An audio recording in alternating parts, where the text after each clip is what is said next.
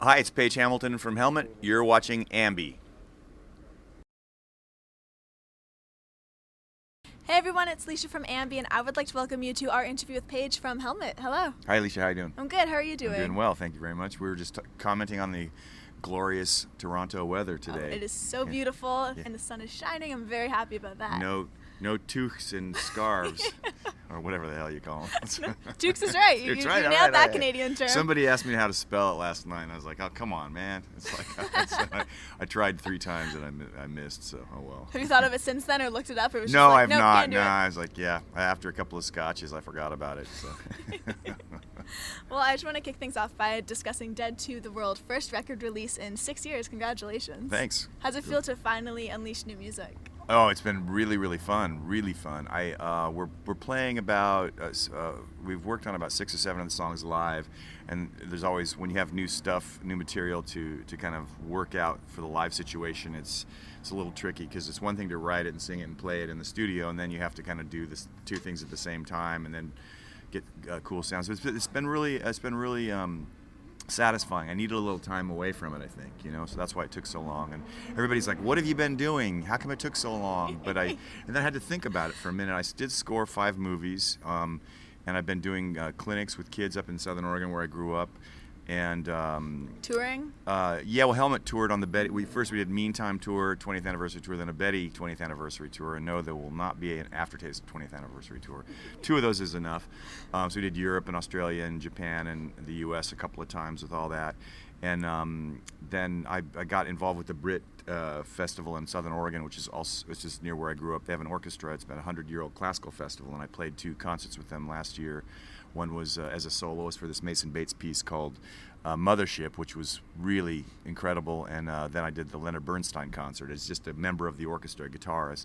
And as I was driving to both concerts, I was wishing I'd be hit by a semi-truck or something, because I was so petrified, nervous. You do your own thing, and there's the nervousness, but playing with a 100-piece orchestra, like real musicians, and I'm like, oh my God, this guy's a farce. What does he think he's doing playing with us? So, but it was the highest high I think I've had in a long time. I was super thrilled to get to play with those musicians. And after the first rehearsal of the Mothership piece, they all applauded after my solo, and I was like, okay, I guess I was okay. And I just saw the conductor this summer, because I went to the Mahler night, Mahler Symphony 2, and he said, man, it was fantastic, you're great, we want to do another piece with you. And so that kind of thing has occupied quite a bit of my time. And I just finished a piece for a school, St. Pius X, down in Atlanta, Georgia, too, for woodwinds, brass, percussion, and 1 guitar. And I finished that score like literally the day before I left. So finished the final orchestration moves, so there have been other things, but it's really nice to have the Helmet stuff to go back to and get back out on the road again, stuff with my boys. So. I always find it so funny when fans are like, where have you been the last 6 years? It's like they magically think you've been working on an album for full 6 years or something. Yeah. That is your answer, everybody. He's been up to a lot. Yeah. Haven't been sitting on my rear. Well, I mean, that's not completely true. There is baseball season, and they spend a fair amount of time watching the Yankees, and so that's, and drinking Budweiser. So fun few years for sure. How long were you working on Dead to the World for? It's hard to say. It's hard to kind of say exactly. I think we started. We went in to record a few songs. This is 2016, and so it would have been a little earlier than this last year, maybe August or September. I think we got back from a run, and then we had another run in November, maybe. So we might have tracked 3 or 4 songs then, and then I wrote some more, and then we went back in after that run. And then I think we did 3 chunks of recording.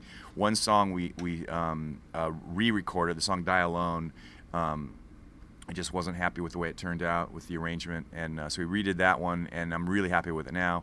Then another song, which was an attempt at ripping off a Frank Zappa song called Andy from the One Size Fits All album. That brilliant drum guitar chord thing I tried to steal, and it just, every vocal I tried didn't work, so that one is on the back burner for now. So there end up being a few that kind of go by the wayside, and you have to, I'm super picky, and I'm like, it's my decision at the end of the day. So it's hard to say how many hours we put in the studio. Mixing was quick. Once we got Jay Baumgartner involved, we went in and mixed over the course of a couple of weeks. So he might have like a project that he was doing for a day, and then I would come in for a couple of days and clear my ears out, and I was still doing backing vocals while we were mixing. I re-sang Drunk in the Afternoon. I played it for a band. I produced a bunch of bands too. This band, the Dead Deads, down in Nashville.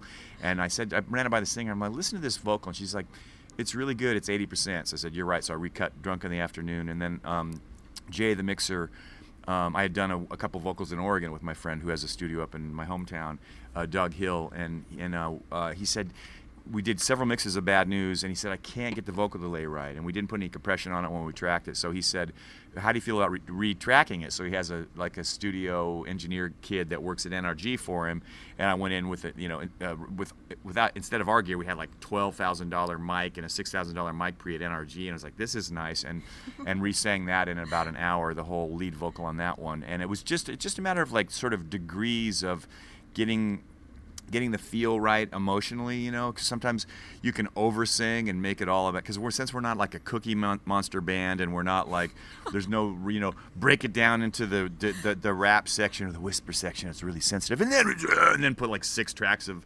crappy vocals on top of it to make it have no emotional impact. Our music you have to feel. It's very raw, as you know, and it's not. Everybody's like, you guys are so tight. I'm like, we are in a way, but I always I describe it as like the soup spilling over the rim of the bowl a little bit. It feels like it's just gonna blow up in your face at any moment. It might. You wait till tonight when you see the show. Yeah. I'm like, I might crap the bed on a couple of songs. You never know. Like, wow. There's one line I keep screwing up in Red Scare at this. It's the second verse.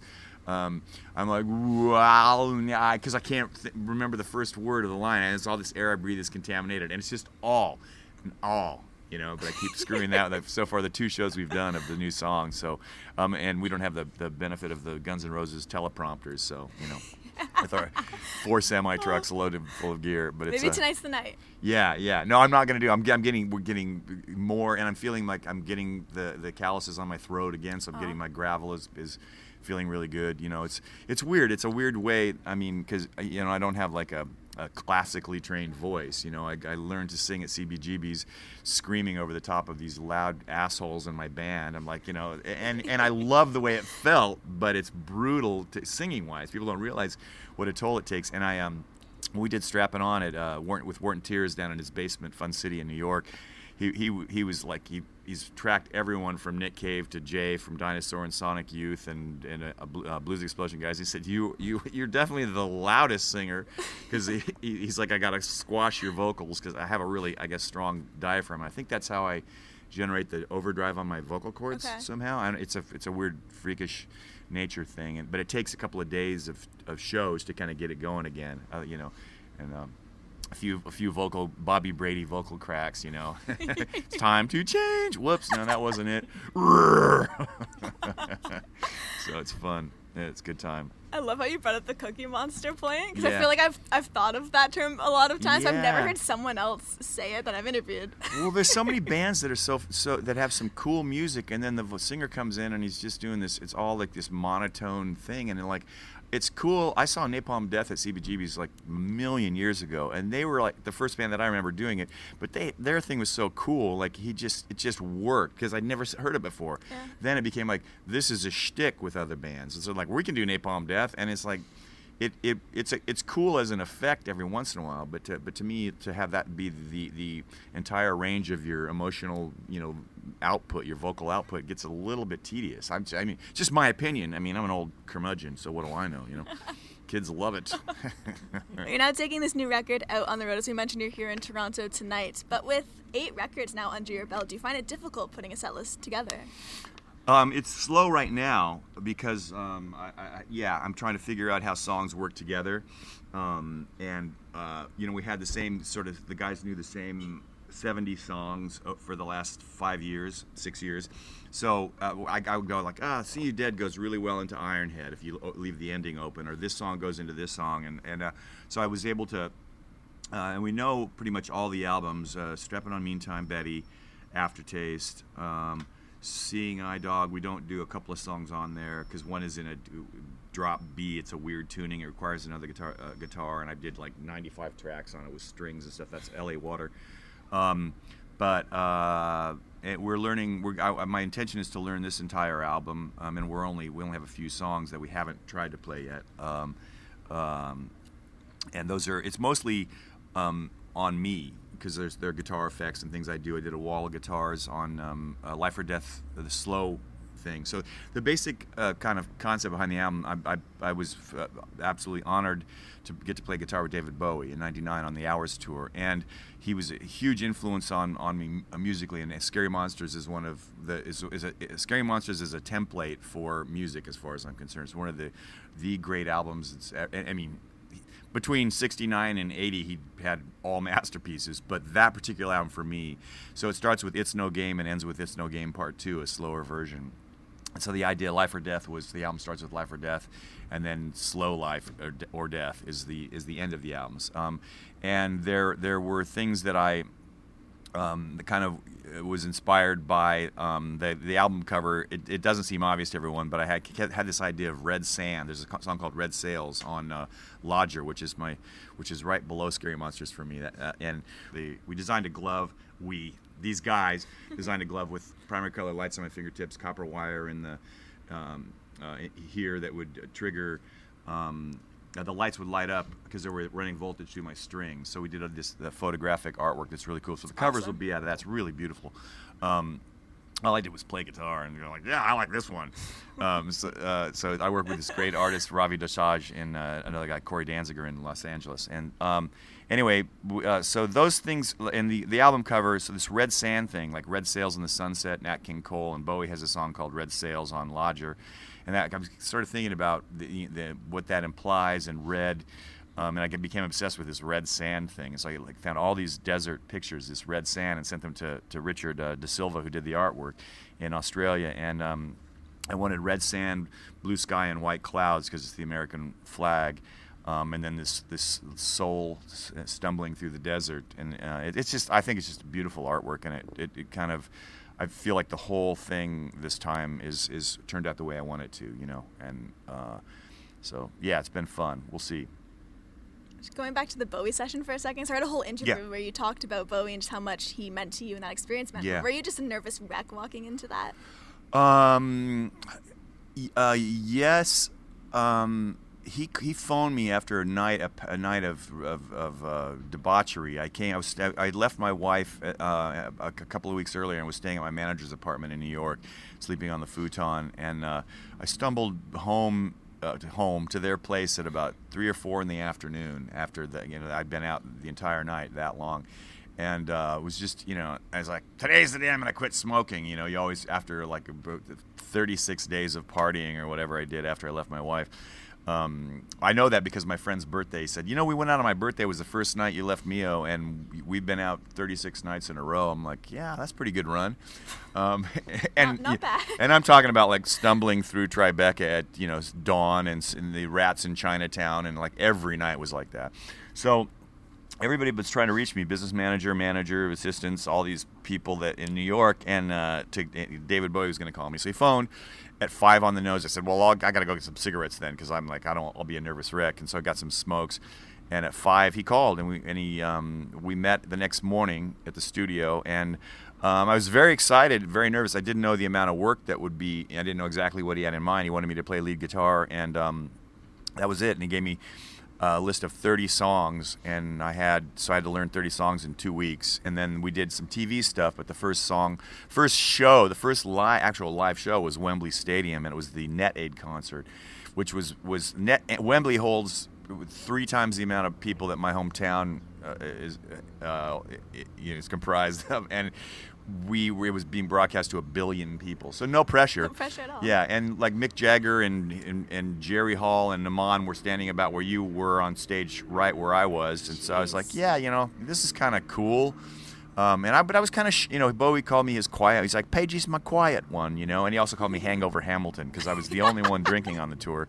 But it was an incredible experience he's such a loving, personable, intelligent, obviously, I think high school dropout but is just obviously a genius, and he was a voracious reader. Everywhere we were, in the airport, on the plane, he'd be reading, and just has a knowledge of so many things. You know, not just music, politics, art, fashion, whatever it is. He's just an incredibly inquisitive mind and incredibly supportive, and it was great. It was really an incredible experience, life-changing for me. And you know, I of course missed, you know, playing really, really loud and rocking out in my music, because our Helmet's music is different than anything else I do musically. Yeah. It's very muscular, but it's groove oriented, and harmonically there's a lot of weirdness in it, kind of, and I was kind of missing that. But it was still, to get to play Rebel at Wembley Stadium did not suck. It was really incredible, you know. So actually before that concert, we were the headliner, we were closing that show.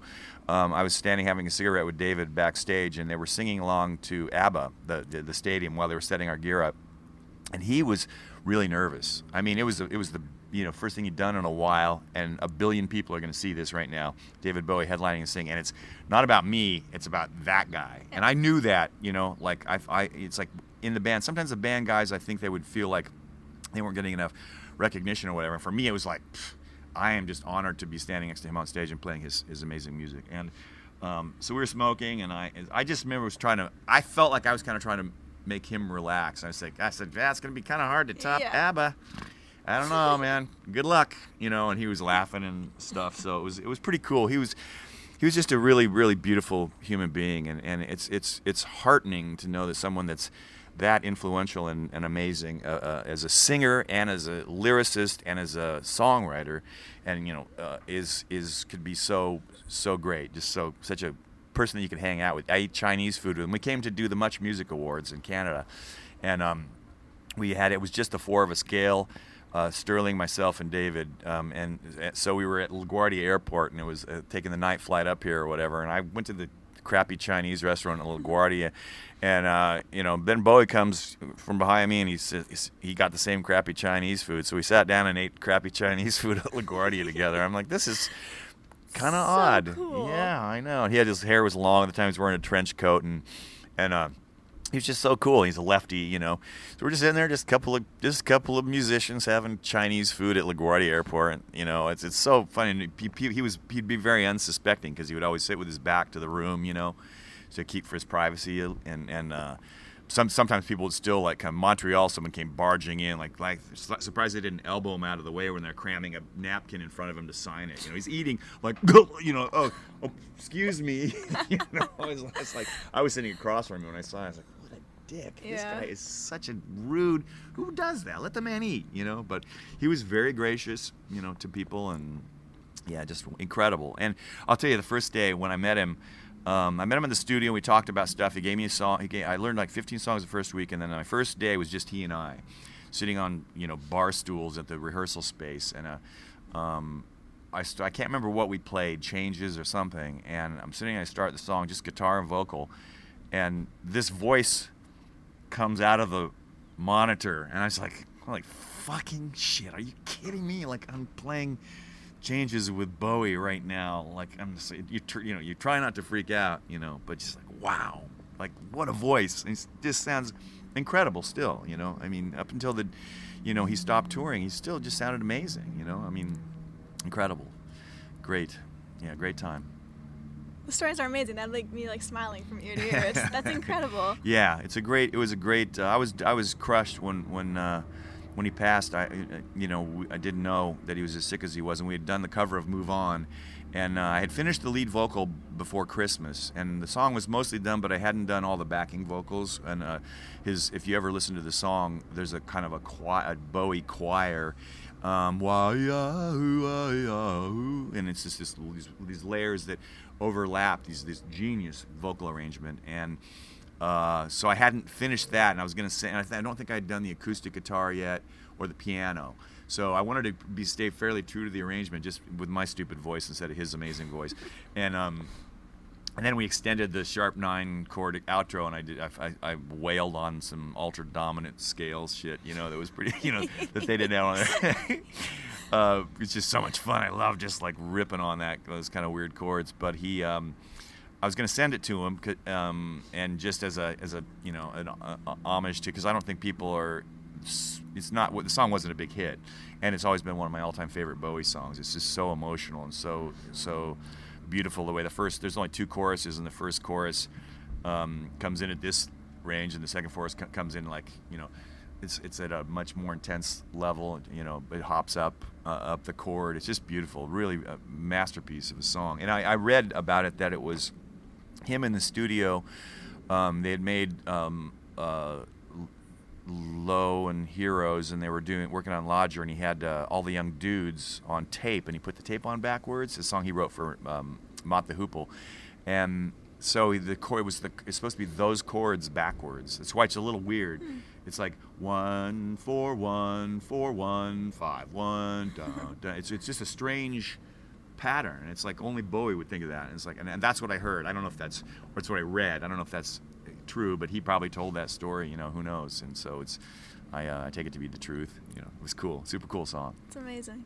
Well, I just want to end things today on Helmet. Is there anything you want to say to all of the Helmet fans who'll be viewing the interview? Oh, hi. Enjoy. I hope you like the new record. I mean, you know, well, I like it, so that's kind of what matters the most. It's really good, so I don't put out bad music, but it's not rap rock and whatever, and it's not whatever. It's Helmet. So there you go. And we're very happy to be back here. I love this town. I always have fun here. It's really, really a fun place. I just want to say thank you so much for joining me today. Yeah. It means a lot. Thank you. Okay, my pleasure. Thanks, Alicia. And remember, to everybody viewing, Thanks, you can Jess. visit us at musicblogger.com for all exclusive interviews, features, videos, and so much more with your favorite bands. We'll see you next time.